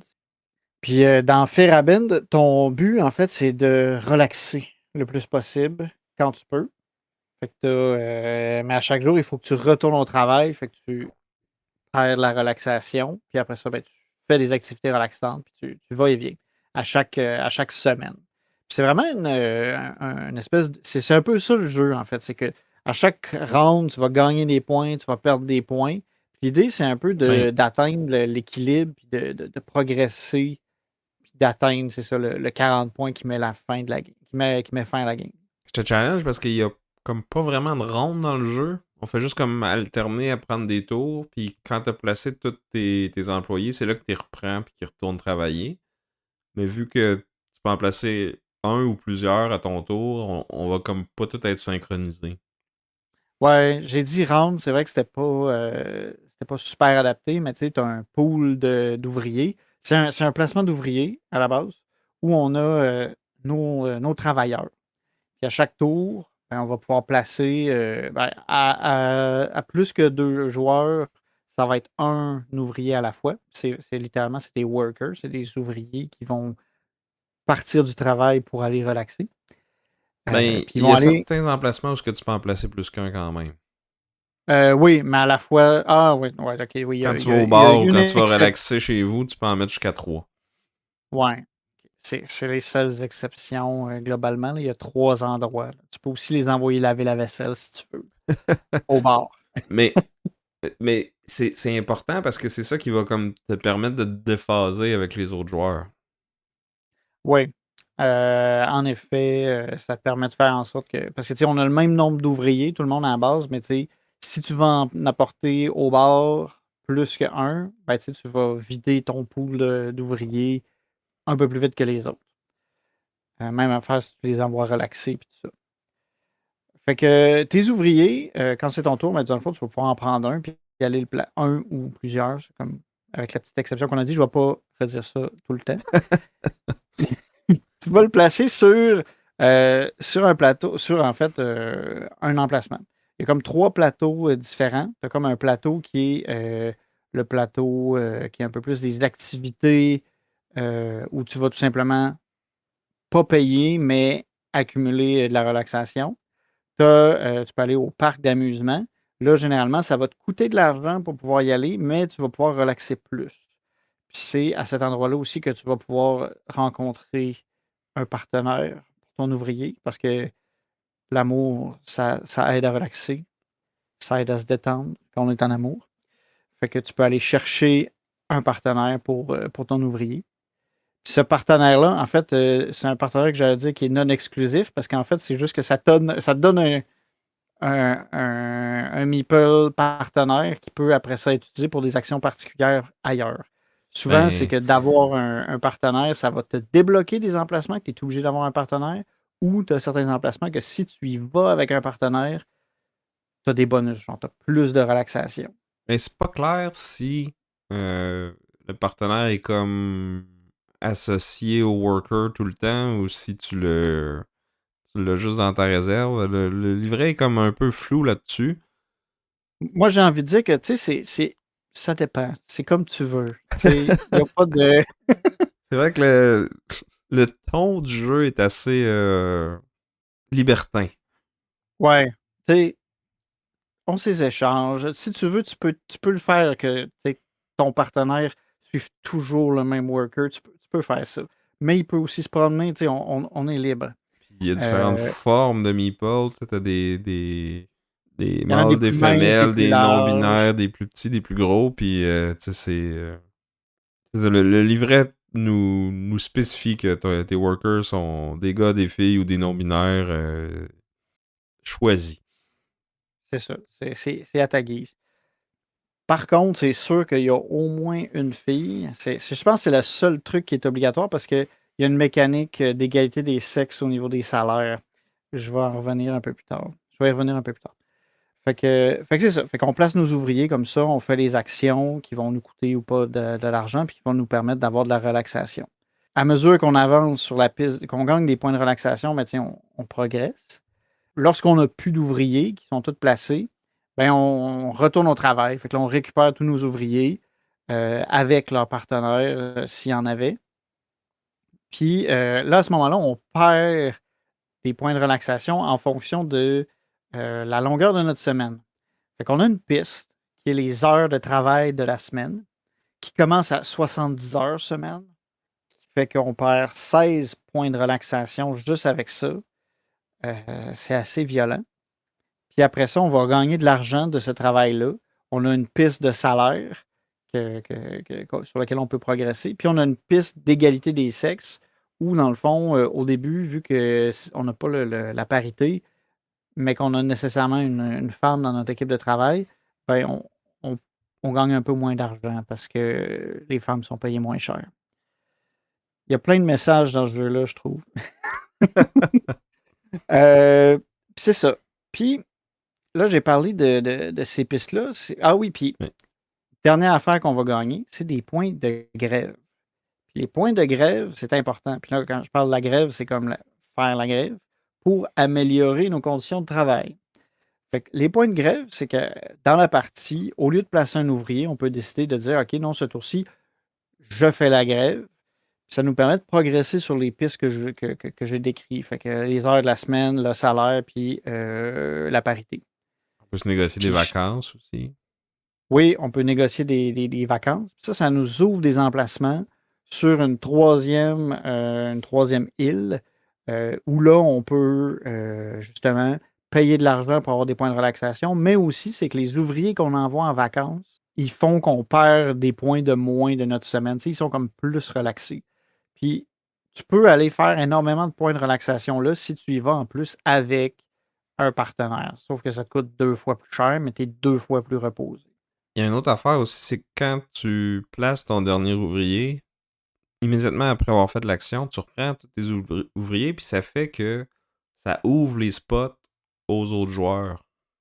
Oui, ça c'est très important parce que comme je disais, c'est un placement d'ouvrier. Puis c'est un placement d'ouvrier que j'ai envie de dire qui est assez serré. Il n'y a pas énormément d'emplacements, puis rapidement, les emplacements intéressants vont être bouclés, vont être occupés. Fait que tu sais, de laisser traîner un peu, des fois, d'attendre avant de récupérer ses ouvriers, ça ralentit un peu l'autre qui aimerait faire ces actions-là, mais t'es là. Fait que, tu sais, il y a un peu cette gestion de quand est-ce que je vais reprendre mes ouvriers qui est importante parce que ça a quand même un gros impact sur les autres joueurs. Autre point aussi, c'est que, comme je disais, tu sais, on gagne des points de relaxation, mais on en repère à chaque semaine. Ben, à chaque fois qu'on a placé tous nos ouvriers. Puis, en fait, c'est que si on tombe à -10 et plus, ben, et -10 et moins, on va dire, tu sais, en bas de -10, tu es obligé de faire l'action d'aller au bar pour boire, pour revenir un peu plus loin sur la piste de relaxation, être moins dans le négatif. Ça, c'est peut-être la leçon un peu moins politically correct là, quand tu es tellement déprimé que la seule solution, c'est d'aller boire. C'est un peu. C'est un peu trash. Ouais, celle-là, c'est un peu moins cute comme façon de penser, mais bon, c'est ça. Tu es obligé de faire ça. Puis on va tourner comme ça. Dans le fond, on place les ouvriers, on ramène les ouvriers comme ça, jusqu'à temps qu'un joueur atteigne 40 de relaxation. Puis là, on déclenche la fin de la partie. Fait que là, à ce moment-là, les autres qui n'ont pas atteint 40, ben, ils vont avoir l'occasion de placer tous leurs ouvriers avant la fin de la partie. Puis selon quand est-ce que tu as pogné le 40, ben, le joueur, dans le fond, qui a déclenché la fin de la partie, il va faire des points supplémentaires pour le nombre de tours qu'il peut encore. Ben, que les autres font pendant que lui a fini puis qu'il n'y a plus d'ouvriers. Ben, toi aussi, tu continues si t'as pas tout placé tes ouvriers. Oui, oui, oui, c'est ça. Mais tu places tes ouvriers, mais après ça, si tu n'en as plus à placer, ben là, tu fais juste des points supplémentaires. Ouais, mais ça, c'est si c'est toi qui as déclenché la fin ou pas. Ah, ok, les autres le font aussi. Ouais, Ouais, ouais. on était à deux, là. Mais ok, fait que c'est que le dernier qui va placer ses ouvriers ne va pas faire ces points bonus-là, alors que les autres peuvent en profiter. C'est ça. Fait que là, ça peut être intéressant de dire, ok, ben, je vais aller placer 3 gars au bord pour passer mes ouvriers vite pour que comme ça, ils ne fassent pas trop de points de plus pour les autres. Fait qu'en gros, c'est ça. Ah oui, il y a un emplacement aussi pour aller chercher des points de grève de plus là, que j'avais pas parlé. Là. Mais c'est pas mal ça, tout ce qui se passe dans le jeu. Fait que c'est un jeu quand même beaucoup d'optimisation. Tu sais, faut que tu ailles aux bons emplacements au bon moment. Faut que tu essayes Hmm. de. Ben, il y a pas tant d'optimisation, je trouve, parce que tu sais, les emplacements sont tous tellement simples. C'est pas de l'optimisation à dire que je vais aller jogger parce que ça me donne 3 de relaxation plutôt que d'aller pêcher parce que lui, il m'en donne 2 là. Ben, des fois, c'est de se dire, OK, je suis mieux d'aller à celui-là tout de suite pour après ça aller à l'autre parce que tu sais, ah là, j'ai besoin d'aller me chercher un partenaire vite pour aller faire telle action. Ah, je vois que Sam, il est plus en train d'aller chercher tel type de point. Ben, moi, je vais aller me débloquer des vacances pour m'ouvrir d'autres emplacements. Puis, tu peux freiner l'autre en plaçant ou pas des ouvriers à certains endroits. Puis te déphaser justement en allant placer plus d'ouvriers sur les emplacements où tu peux en placer plus. Mais Mhm. tu sais, Ben, c'est quand même de l'optimisation pour essayer de dire, OK, comment je peux aller chercher le plus de relaxation ouais. ou réduire le nombre de points de fatigue, je vais dire. Mhm. Ouais, de stress, dans le fond. Ouais, de stress. Mais c'est ça, mon point, c'était que c'était plus une question de timing que d'optimisation. Parce que justement, tu te déphases avec les autres, tout ça. Mais c'est vrai que il y a quand même plusieurs façons de dépenser tes points de grève. Fait que, tu sais, est-ce que tu vas vouloir plus augmenter tes revenus de points de grève, justement, tes revenus d'argent, ou, tu sais, comme tu dis, d'aller te débarrer d'autres emplacements. Fait que, tu sais, ce côté-là, il y a un petit peu plus d'optimisation, là, mais on reste dans le très simple. Oui, oui. Ben, tu sais, il y a pas d'action compliquée, mais je pense que tu peux vraiment quand même réussir à te casser la tête pas mal. Parce que tu sais, moi, en fait, je regardais ce jeu-là, puis je voyais en maths, des fois, il y a quelque chose qu'on appelle l'espace solution, ou le solution space, là, où tu sais, tu sais quel chemin, il y a différents chemins pour arriver à la fin, mais il faut que tu trouves le bon qui te permette de maximiser tes points, puis tu essaies d'optimiser, dans le fond, l'obtention de tes points. Moi, je le voyais beaucoup comme ça, justement, parce que il est simple, mais je pense que tu peux vraiment trouver la façon d'optimiser puis de briser le truc Ouais. si tu réfléchis bien. Ben, Puis si t'as. Moi, je je suis il est d'accord, simple. mais je pense que justement, tu- ça va peut-être te prendre une ou deux parties faire ça, puis après, ce chemin-là, il va pas changer. Il va changer en fonction de ce que les autres vont faire parce que tout sera pas toujours disponible. Tu sais. C'est un peu ça aussi. Tu sais, Ouais, mais il y je a, il trouve y a qu'il n'y a un pas, chemin. il y a pas assez d'options pour que. Tu sais, c'est sûr que, genre, les premiers tours, tout le monde va aller chercher les points de grève, tout le monde va essayer d'aller trouver des partenaires. Tu sais, c'est comme, tu sais, les deux emplacements qui vont être pris en premier à toutes les games, j'ai l'impression. Peut-être au début, mais après ça, ça change. Tu as eu assez de points de grève, tu as augmenté les pistes que tu voulais. Tu sais, toi, t'as pas. Toi, tu sais, toi, tu as été plus tard sur la grève. Moi, j'ai été plus tôt. Tu n'as pas été sur l'île des vacances. Moi, j'y ai été. C'est sûr que le score est. Je sais pas en fait si notre différence de points, c'est comme une différence normale ou si c'était une grosse différence. Je suis comme pas certain. Mais moi, je pense que, tu sais, puis en fonction du nombre de joueurs, c'est pas tous les emplacements qui vont être le plus facile d'accès. Ben, en même Mais temps, c'est que plus il y a de joueurs, plus il y a des emplacements qui se rajoutent. Fait que, tu sais, c'est. ça fait que tu Je peux pense. peut-être avoir plus facilement accès à, tu sais, aller chercher un premier partenaire au début du jeu, oui. Mais là, en même temps, tu sais, le plateau va se remplir assez rapidement aussi. Ben c'est ça, moi je pense que ça va scaler en conséquence. Là. Fait qu'il sera pas plus ouvert ou plus fermé à plus de joueurs, j'ai l'impression. C'est ça. D'où je pense que ça va être un peu tout le temps la même affaire. C'est pas le genre de jeu que tu vas jouer comme 50 fois ou même 20 fois avec le même groupe. Là. Mais, tu sais, c'est pas non plus un jeu qui est excessivement long ou excessivement complexe. Fait que moi, je trouve qu'il est assez accessible dans son genre. Oui, puis le thème fait qu'il est très accessible aussi, puis le thème il est bien rendu, puis il le vend bien, puis tu sais, quand tu joues les verres, par exemple, ton plateau où ce que tu vas travailler, c'est genre une usine qui sont en train de faire le jeu. Là. Ouais, t'as ton petit plateau personnel, là. En fait, c'est tout comme une usine. Ça a tout l'air d'être des usines de jeux de société, là. T'as toutes des boîtes de jeux, là. Mais c'est sûr que là, le vert, ben, il fit avec le cover du jeu. Puis il y a un petit bonhomme avec les cheveux verts qui a l'air d'être le boss, qui est potentiellement l'auteur. Peut-être. Puis, tu sais, c'est ça. C'est un jeu aussi où j'ai envie de dire que le thème joue beaucoup. Ça a l'air drôle parce que quand je le regardais après coup, tu sais, je me disais, tu sais, c'est beaucoup d'optimisation. Ça peut avoir l'air un peu plus sec, là. Mais le thème vient le rechercher, vient comme ramener ça, puis l'élève, je trouve.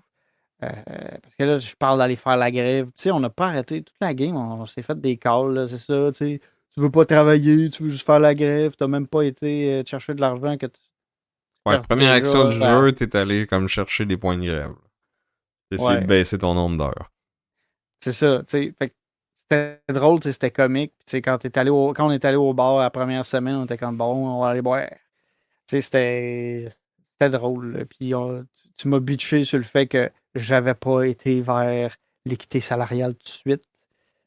Parce que moi, j'avais calculé que ça coûtait moins d'augmenter mon salaire à court terme que d'aller rétablir l'équité, la parité.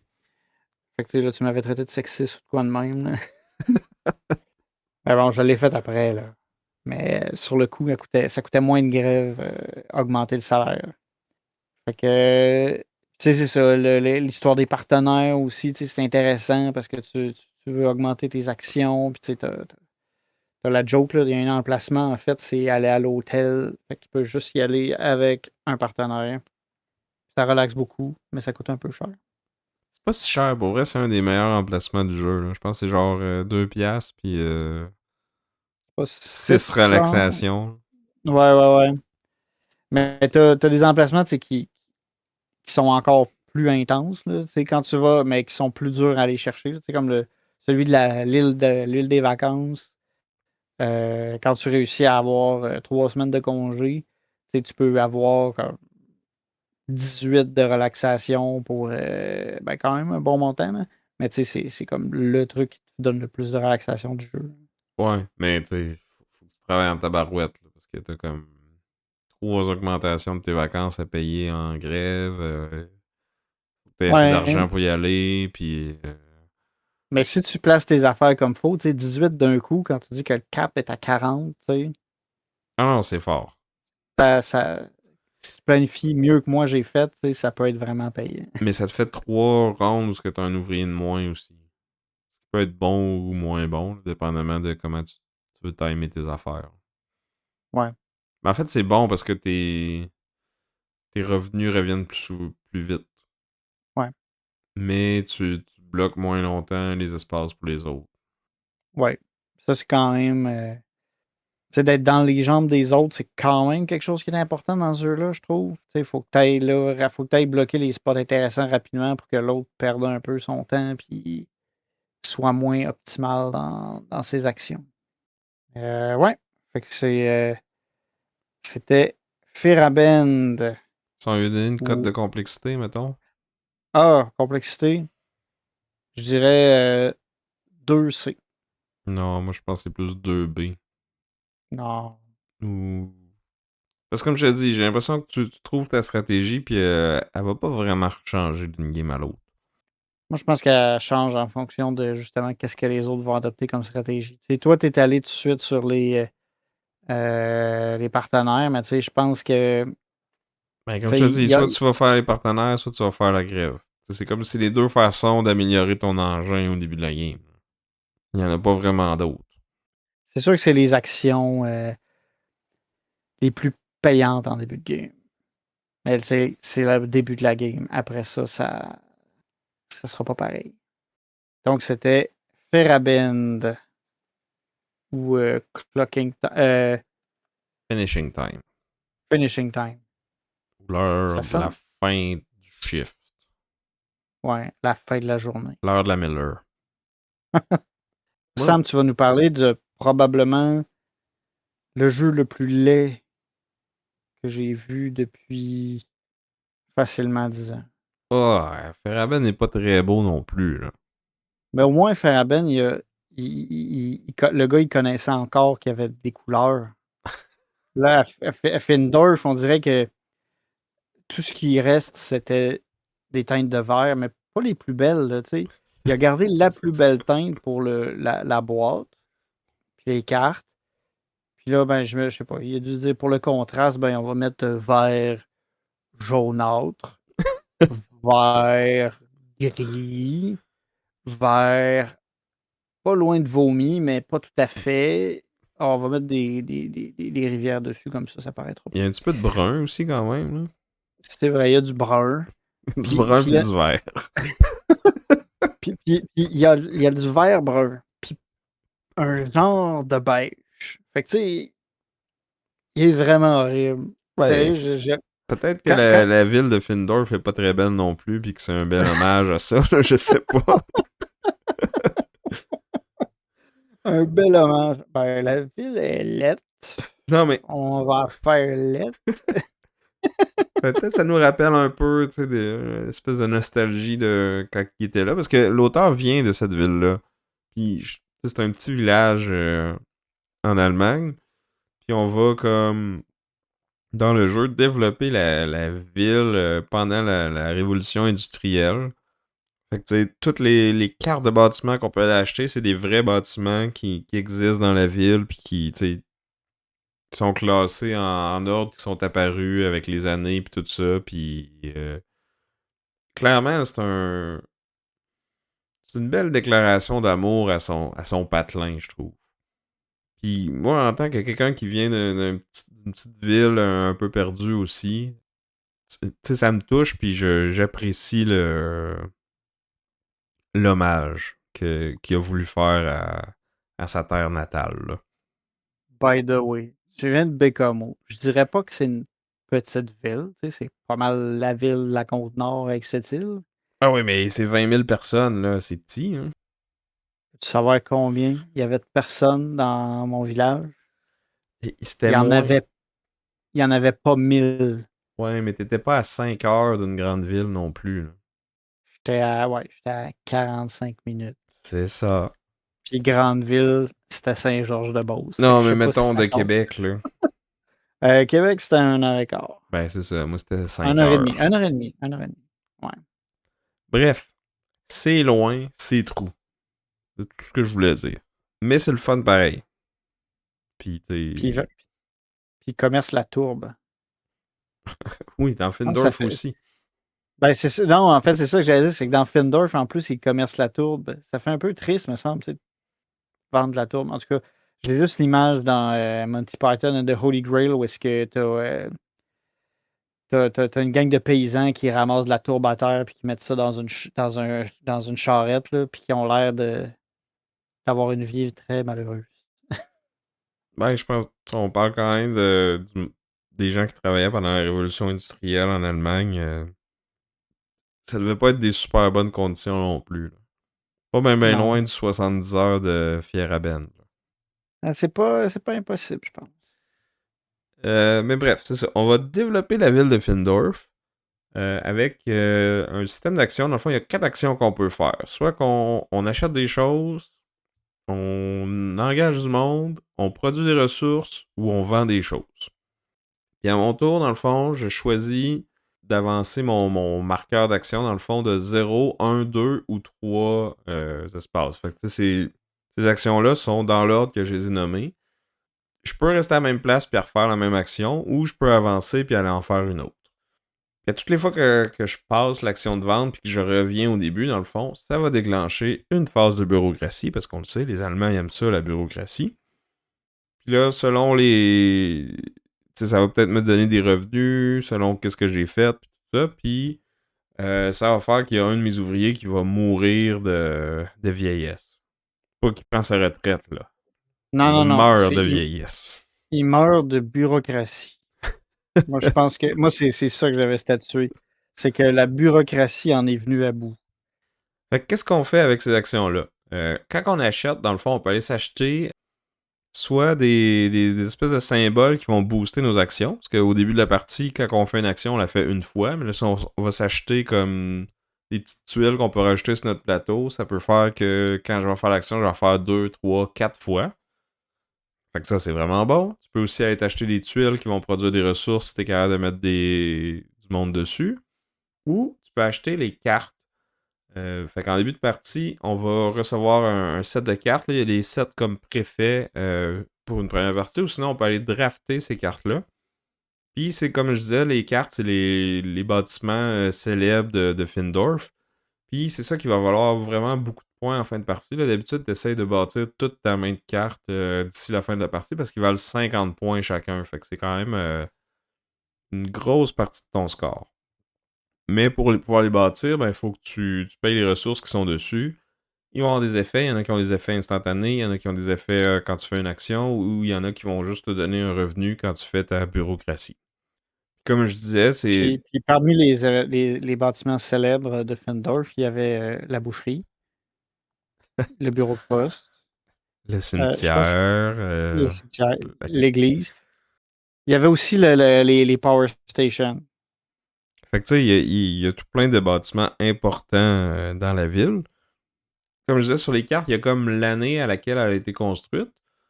Ça, il représente ça avec une espèce de piste. Puis à toutes les fois qu'on construit un bâtiment, dans le fond, cette piste-là va avancer. Puis quand elle passe à un certain point, on va comme avoir un rabais pour les buildings qui avaient été construits avant cette année-là. Là. Fait que ça, on est rendu comme trop anachronique. Là. On est rendu loin dans l'histoire de Findorf. Puis le bâtiment n'a pas été fait encore, fait que le jeu il nous donne un petit rabais pour nous inciter à aller construire ces bâtiments-là. Là.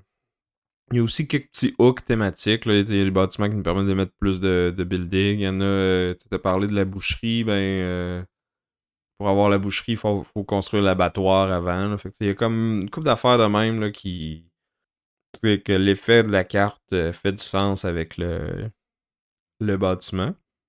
Puis, tu sais, ces bâtiments-là, ils coûtent quand même cher en ressources, mais comme je disais, c'est comme ta grosse source de points, mais en même temps, c'est ce qui va te donner un engin un petit peu pour faire que ta roue tourne plus vite, puis qui va te permettre d'en construire plus tard. Fait que, tu sais, c'est... Je trouve que c'est cool que quand tu connais pas le jeu, ils te donnent comme des combinaisons de cartes préfaites, là, mais le fait de rajouter le draft, c'est pas un draft où genre, tu passes le paquet, t'en prends une. Là. C'est comme, je pense que c'est 2 ou 3 rondes de draft. Là. Tu reçois une main de 7 cartes, mettons, puis t'en gardes 3, t'en passes 4 à l'autre, puis après ça, tu vas peut-être en garder juste 2, puis ça fait ta main. Puis il y a toujours un certain nombre de ces cartes-là qui sont comme dans un marché que tout le monde peut aller chercher. Mais quand tu construis une des cartes du marché, il faut que tu la remplaces par une carte de ta main. Fait que tout le monde est comme capé au même nombre de cartes qu'ils vont pouvoir construire. Par la niaiseux, mais je trouvais ça intéressant parce que, tu sais, des fois, tu as comme un sacrifice à faire. Tu as des cartes dans ta main. Toutes les cartes sont intéressantes d'une certaine manière. Fait que, tu sais, quand tu vas en prendre une dans le marché, tu es obligé d'en rejeter une de ta main. Fait que là, tu es comme obligé de rendre un truc accessible à d'autres gens. Je trouvais ça intéressant comme dynamique. Ouais, c'est vrai que ça ajoute du crunch un peu à ta décision. Ça te donne une porte de sortie si t'as peut-être fait des erreurs dans ton draft au final. Là. Sinon, les autres actions, il y en a une, c'est super simple, c'est genre tu prends plus de workers. Plus que t'as de cette icône-là sur ton tableau, plus tu prends de workers de la shot quand tu l'as fait. Une autre action, c'est faire de la production. Fait que les tuiles qui produisent les ressources que tu as achetées. Tu peux envoyer des workers dessus pour qu'ils produisent des ressources. Tu as comme un entrepôt de ressources qui est assez limité, là, fait que tu peux pas comme juste spammer cette action-là à répétition puis accumuler toutes les ressources. Là. Un moment donné, tu n'auras plus de place dans ton entrepôt. Puis de toute façon, les workers que tu envoies en production, ils reviennent pas disponibles tant que tu fais pas de bureaucratie. La bureaucratie, c'est ça qui vient à bout de tout. Là. Les workers, ils quittent leur job, il y en a qui décèdent. C'est vraiment violent, la bureaucratie. Je suis d'accord. Les 3 ressources que tu peux produire, c'est que tu as de la tourbe, qui est comme la ressource que les gens utilisaient pour chauffer leur maison, surtout dans les débuts de la ville. Il y a un peu un marché à la Power Grid, là, où ce que le prix de la tourbe va fluctuer, fait que plus que de la demande, plus que tu vas pouvoir la vendre cher. Donc plus les gens construisent des maisons vite, plus le stock de tourbe va diminuer, parce que quand tu fais ta bureaucratie, il faut que tu chauffes toutes tes maisons que tu as placées sur le board. Fait que là, on enlève de la tourbe du marché selon le nombre de maisons que tu as faites. Il y a une des autres ressources que tu peux faire, qui sont des rails, dans le fond, pour développer comme le réseau ferroviaire puis le chemin de fer de la ville. Puis ça, je trouve que c'est cool parce que c'est comme un peu le timer de la partie aussi. Fait que tu peux produire des rails. Après ça, quand tu fais de l'action de vente, tu peux les vendre. Fait que là, tu les mets sur le plateau. Puis là, au fur et à mesure qu'on place plus de rails en début de partie, ça fait qu'on enlève plus de peat du marché parce que là, c'est comme la ville se développe de plus en plus. Fait qu'il y a une plus grande demande.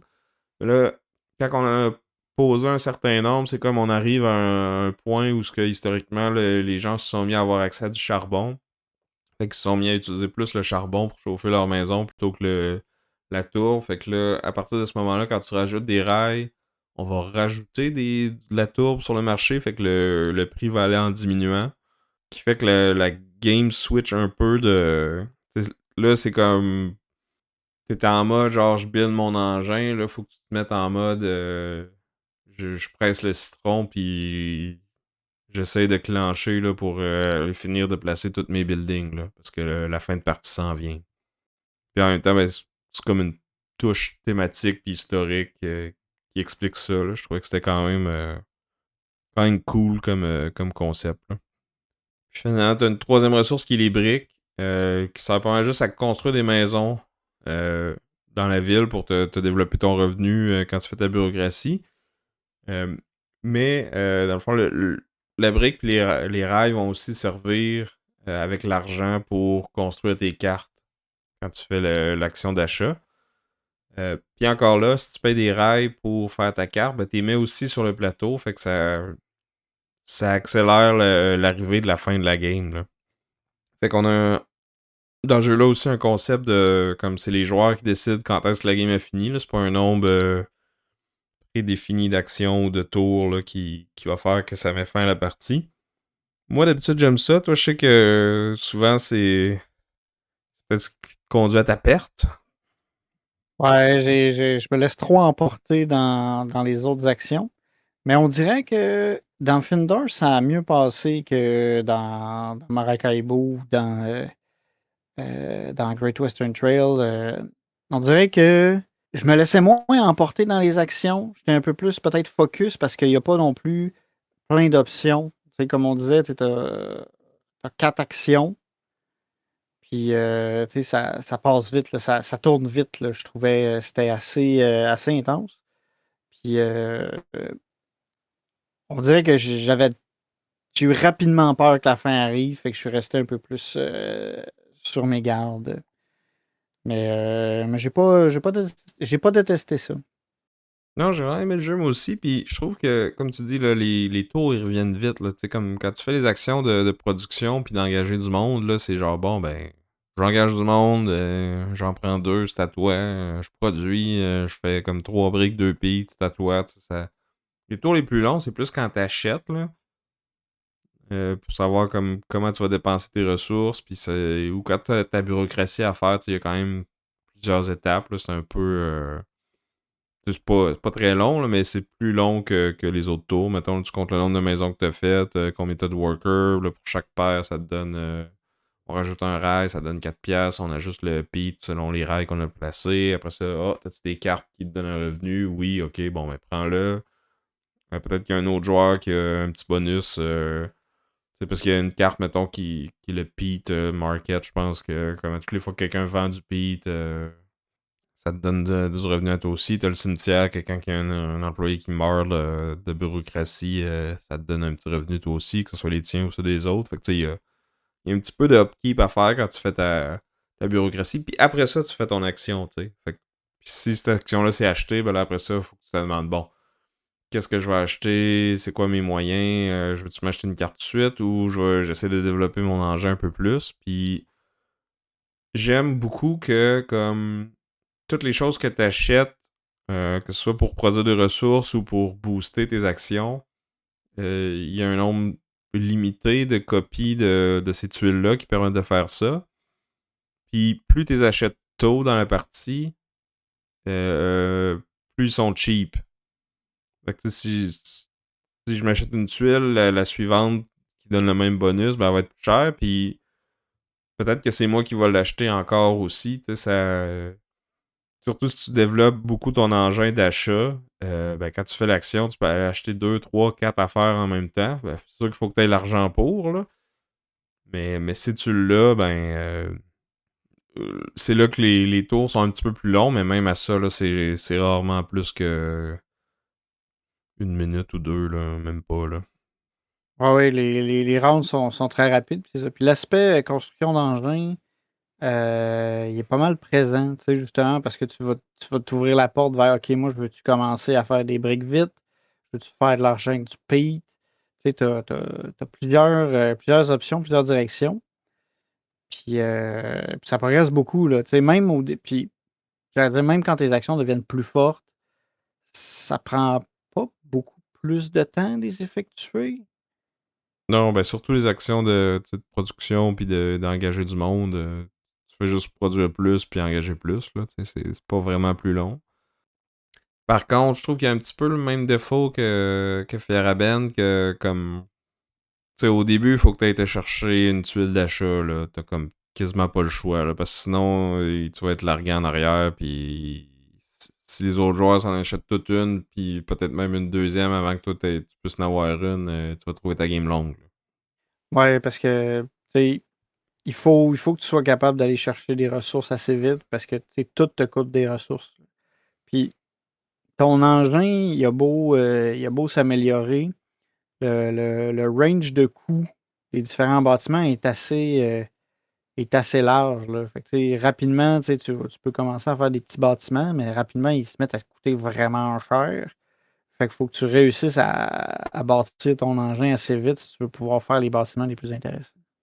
Absolument, mais je trouve que, tu sais, pour revenir en comparaison avec Faraben, il y a quand même un petit peu plus d'avenues possibles vers la victoire. Parce que comme tu dis, tu peux peut-être te spécialiser dans une ressource versus une autre.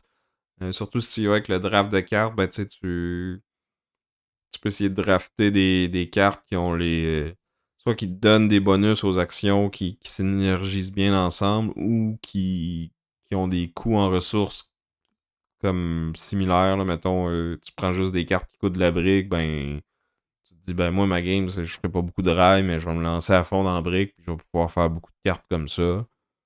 Euh, C'est sûr aussi que tu as l'option de dire, OK, moi, je vais produire mes ressources ou je vais acheter mes ressources en fonction de est-ce que tu veux comme avoir du revenu à ta bureaucratie ou tu veux avoir plein de tuiles de production. Tu as ces deux avenues-là qui sont possibles parce que tu as certains bâtiments qui, à chaque bureaucratie, vont te donner ressources ou argent. euh, il y en a pas beaucoup qui donnent des ressources à la bureaucratie. Ben là, j'en ai une, là. J'ai juste le nom en allemand. Parce que j'ai genre le parc Bonhof. Mais c'est sur une petite main qui te donne des revenus ou c'est quand tu fais l'action de production, ça t'en fait produire un peu plus? Mais il y a le petit sac de piastres, là. Ben, le petit sac de pièces, c'est achat, ça. Mais t'as des bâtiments avec le petit sac de piastres puis qui ont de l'argent aussi à côté. Parce que t'as t'as le sac de piastres qui est tenu dans la main. Ouais, Ça, ça c'est c'est. acheté. Non, le sac de pièces tenu dans la main, ça c'est le revenu. Ah ben la Ben, main qui est tendue avec un sac au-dessus. Là. OK, moi, c'est ça. Celui, Ça, celui avec la sac au-dessus, ça, c'est revenu en bureaucratie. ouais. C'est ça. Fait que c'est ça. J'en ai un, c'est le parc Bonhoff, il te donne du pays en bureaucratie. OK. Tu sais, t'en as quelques-uns comme ça qui peuvent t'augmenter ton revenu. C'est principalement de l'argent, là, mais tu sais, mon point, c'est que tu peux dire, OK, je vais me ramasser des buildings qui vont faire plein de cash, puis je vais acheter mes ressources au lieu des produits. Ben, je veux dire, Tu peux le faire. On ouais, parlait de. ouais, faut tout le temps que tu fasses des buildings, par exemple, parce que c'est 50 points par building que tu as construit, sinon les ressources, ils vont valoir entre 4 et 10 points chacun, puis l'argent, c'est 1 point par tout à l'heure, là. Fait que le 3 quarts de ton score au moins va être tes buildings. Exact, mais c'est ça. Mon point, c'est que pour pouvoir construire tes buildings, il te faut des rails ou des briques. Puis là, ben, tu peux soit dire, OK, je vais avoir plein de cash pour les acheter, ou je vais avoir plein de workers pour les produire. C'était. Ben, tu peux pas acheter des ressources straight. Faut que tu les produises. Il n'y a pas un truc que tu peux acheter des rails? Tu peux vendre des rails que tu as produits pour de l'argent plutôt que pour les vendre pour les cartes. Mais la seule façon d'obtenir des ressources, c'est en les produisant. Tu peux acheter les tuiles qui te permettent de les produire. Ouais, ouais, ouais. OK, non, ça, c'est moi qui ai fait. Qui a eu un petit oubli, un petit. Je suis mêlé dans les règles. Ça arrive. C'est pas comme si on jouait pas à beaucoup de jeux. Mais c'est ça, ouais, c'est qu'on achète les tuiles de production. C'est-à-dire les tuiles de production qui sont les plus intéressantes, ben souvent, ben, ils coûtent un peu plus cher si tu veux produire, tu sais, trois briques ou trois rails, ça coûte un peu plus cher. Puis ils vont te demander de mettre 2 employés dessus plutôt que un. Mais ouais, dans les deux jeux, il y a comme un. Tu sais, au début, t'as une phase que tu construis ton engin, puis à un moment donné, il faut que tu clutches parce que tu vois que la fin de game s'en vient, puis il faut que tu arrêtes d'essayer d'améliorer ton engin, puis que tu switches à genre faire des points La avec, game, là. c'est ça, la game va finir, là, c'est le temps de scorer, là. C'est plus le temps C'est plus, d'accumuler, c'est c'est le temps plus- de dépenser pour stacker. c'est ça, c'est plus le temps de faire de la grève, c'est plus le temps de faire des ressources, là, c'est le temps de déstresser, puis de faire un abattoir. Ouais, relaxer, puis arrêter de chauffer avec la tourbe, là, commencer à Utiliser le chauffer au charbon charbon. qui est beaucoup mieux, beaucoup plus propre. Ouais, ouais, Puis sinon, c'est ça. Je pense mais que ouais. la grosse différence entre les deux, c'est peut-être le. Je trouve que Findorf est peut-être un petit peu plus complexe, un peu plus stratégique, plus d'options. Tu sais, t'es pas sûr si c'était Ben, 2B, 2C tantôt. Celui-là, c'est. Je pense que c'est un beau 3C. même 3, tu sais, Peut-être même j'ai envie de dire, 2.5. Hein. c'est ça, il est pas extrêmement complexe, mais tu sais, tu as quand même l'aspect qu'il faut que tu builds ton engin, tu as des décisions au niveau du draft. Sinon, même après le draft, tu peux switcher de bâtiment si tu veux. Faut que tu checkes un peu comment le board évolue. Tu sais, y a pas mal de rails qui vont se faire, tu sais, comment ça avance. Fait que, ouais, oui, 2.5C, moi, je dirais. Parce qu'il n'est pas, comme on disait, au niveau des règles, tu sais, il n'y a Il y a pas. 4 actions, là. Puis ils sont toutes très simples. Le seul affaire qui est fiddly, c'est genre, ah, ben quand tu vends du pays, tu le remets sur le marché ou tu le mets dans la réserve. Quand tu produis, tu le prends de où? Il y a peut-être une petite lacune à ce niveau-là, puis il n'y a pas d'aide de jeu qui vient avec le jeu. Là, quand tu lis les règles, c'est très, très simple. Après ça, la première fois que tu joues, les premières fois que tu fais une certaine action, il y a des petits détails qu'il faut que tu te rappelles, là, mais ça se prend en main quand même vite. Là. Ouais, il y a quelques bâtiments qui sont un peu weird, là, qu'il fallait aller vérifier les règles parce que, tu sais, qu'il y avait comme une iconographie qui était unique à ces bâtiments-là. Fait que là, eux autres, il fallait rechecker. Tu sais, comme il y en a eu un qui était pas évident, le bâtiment 25, qui est comme 4 bâtiments. Il a fallu leur lire quelques fois pour bien comprendre comment ils fonctionnaient. Ouais. Mais sinon, ça reste que c'est assez facile à prendre en main, j'ai envie de dire. Un peu plus complexe, c'est sûr que Feraben, mais pas tant que ça. Non, c'est pas un jeu compliqué non plus. Ça aussi, ça se plug bien un soir de semaine. Là. C'est quick là, à deux, c'est quoi? C'est 1 heure? 45 minutes peut-être? À peu près, là. Puis, tu sais, même juste tu sais, expliquer les règles, ça va vite, là. Tu sais, c'est. Ça se fait bien. Ouais, oui, un soir de semaine, puis tu sors pas de là non plus. Ben, dans aucun des deux jeux, tu vas ressortir avec le cerveau brûlé, là. Tu sais, ça se joue bien. Peut-être qu'il y a plus de réflexion à faire, comme on disait dans Findorf, que dans Feraben, mais tu sais, même à ça, on n'est pas non plus dans Nucleum ou Brass ou whatever. Tu sais, Non, non. mais il y a un truc quand même intéressant. Il y a peut-être un petit peu. Je sais pas lequel des deux, je dirais qu'il y a le plus d'interaction. C'est sûr que dans Feraben, mettons, tu bloques les spots aux autres. Dans Findorf, tu peux pas vraiment faire ça, mais l'aspect de course pour aller acheter les tuiles est quand même assez primordial, là, surtout en début de game. Après, on dirait que c'est comme plus, ben, qui va runner son engin le mieux. Là. Puis là, rendu là, il n'y a plus grand chose à faire pour interagir avec les autres, à part que d'accélérer ou essayer de ralentir la fin de la game. Là. Ouais, ouais. J'essaie de. Je me remets à quel point je t'ai trouvé désagréable. Puis je pense que je pense que je t'ai trouvé plus désagréable dans Feraben que dans Findorf. Parce que dans Findorf, j'avais l'impression que je pouvais comme plus facilement retrouver une façon de faire ce que je voulais faire. Tu sais. Oui, ok, admettons, tu avais pris telle tuile de production, ok, elle va me coûter plus cher, mais je vais quand même l'avoir plus tard. Feraben, tu sais, des fois, j'étais vraiment en mode, là, il va-tu les reprendre, ces bonhommes, là? Je suis comme écœuré de ne pas pouvoir aller là. Puis j'ai trouvé que dans Feraben, ça jouait pas mal du coude, versus dans Findorf, tu sais, c'était un peu plus juste un peu une nuisance, plus que vraiment tu m'empêches de faire ce que je veux faire. Ben, surtout à 2. Je pense qu'à 3-4, il y a un petit peu plus de tuiles de production puis de bonus, mais pas tant que ça. Puis s'il y a deux joueurs qui décident qu'ils vont en ligne dans une sorte, puis que les autres réussissent pas à en attraper une, ils vont peut-être trouver la game longue après. Là.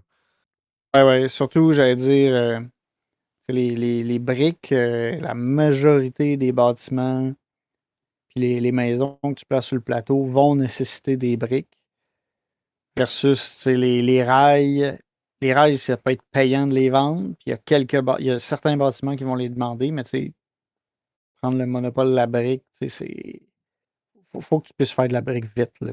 Parce que sinon, Ouais. tu ne construiras pas, là. Mais tu sais, il y a 3 types de tuiles qui en font. Il y en a, je pense, une par joueur plus un, ou plus deux. Fait que tu sais, d'être pas capable d'en faire du tout, faudrait que tu sois. Ça, se- C'est parce que tu te fais tirer dans le pied. Là. ouais, ça serait surprenant, là. Mais, tu sais, Tu vas faut peut-être que tu être en puisses en retard faire. ces autres quand même. Ouais. Autre chose à ajouter? Findorf est vraiment extrêmement laid. Euh, Mais oui, mais l'autre n'est pas particulièrement beau non plus. Là. au Les moins, il y deux a sont des. en dessous de la moyenne du jeu de société moderne, mettons.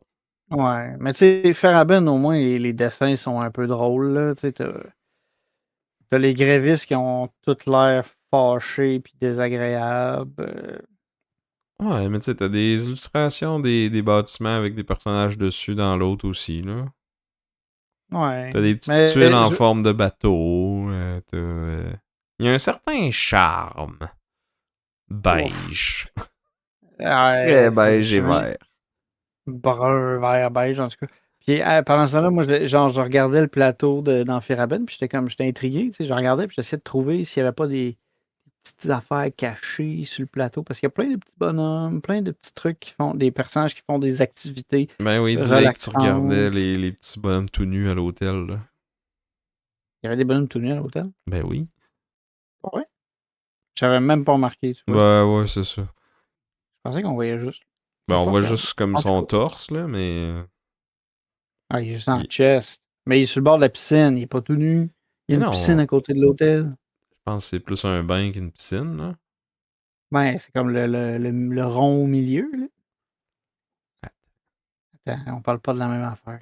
Moi, je te parle où est-ce que tu places ton worker, là. Ok, ouais, je vois ce que ça veut dire. Fait que, tu vois, là, moi, je voyais même pas de l'érotisme là-dedans, Mais là. là, Chris, il est en chess avec une rose dans la gueule, là. Ouais. Mais il est tellement petit. Moi, je pensais que tu parlais de quelque chose d'un peu plus crunchy pour vrai, là. Ben, on voit la fille tout nue de dos en avant de lui aussi, là. Ouais. Je veux dire, mettons que ça prend pas ben d'imagination pour savoir qu'est-ce qu'ils sont en train de faire, là. Ouais. Non, c'est sûr. Mais c'est drôle parce que, tu vois, j'avais même pas compris que c'était de cette affaire-là que tu parles. Il va falloir que tu ailles réécouter notre épisode sur les fleurs et les abeilles. Oh! Fait que, ben, j'allais dire sur ça, maintenant, c'est à votre tour de nous dire c'est quoi votre jeu qui commence par la lettre F préféré ou votre jeu vert que Ouais, vous préférez? ou votre jeu de Friedman Freeze, peut-être? Ouais, Auquel cas, ça va répondre aux trois critères en même temps. facile. Fiable. Fabuleux.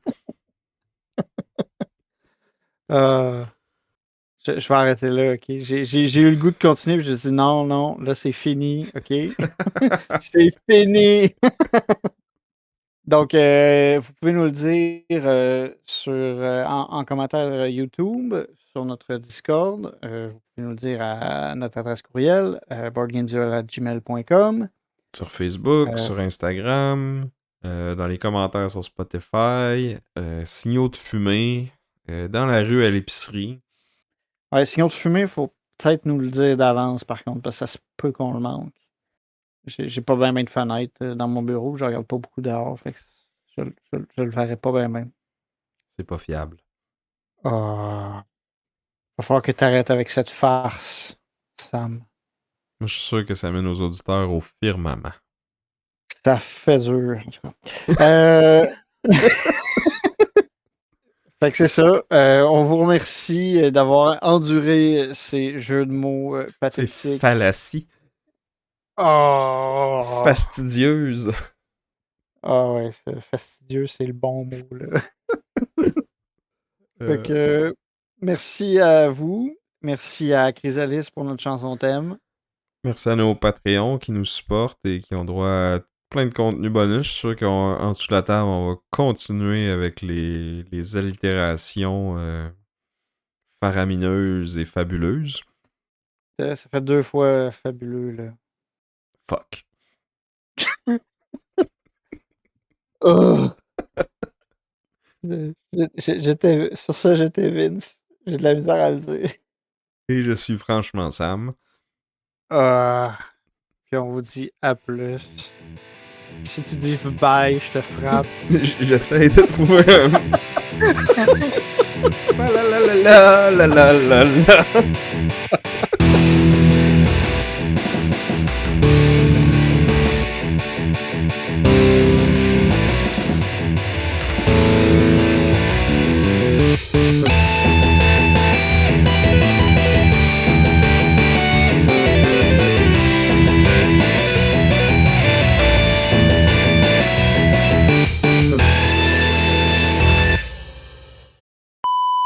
Puis, selon les actions que les joueurs font, dans le fond, ça va.